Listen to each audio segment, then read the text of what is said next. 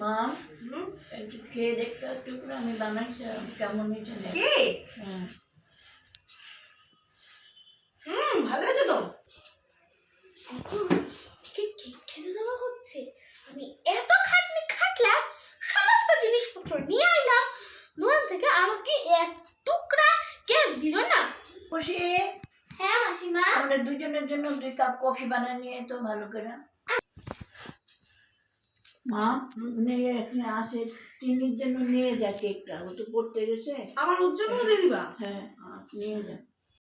এত খাটনি খাটার পরে আমাকে এক টুকরো কেক দিল না। আজকে ওনাদের আমি খাওয়াবো এই মুড়ির ছাতু দিয়ে কফি। দিদিমণি, এই কফি খানা আপনার, আর মাসিমা আপনার কফি। মা কি কফি এটা? খেলে তুমি?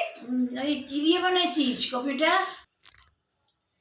মুড়ির ছাতু দিয়ে কফি দিব না তো কি করব? এত খাটনি খাটার পরেও তো এইটুকু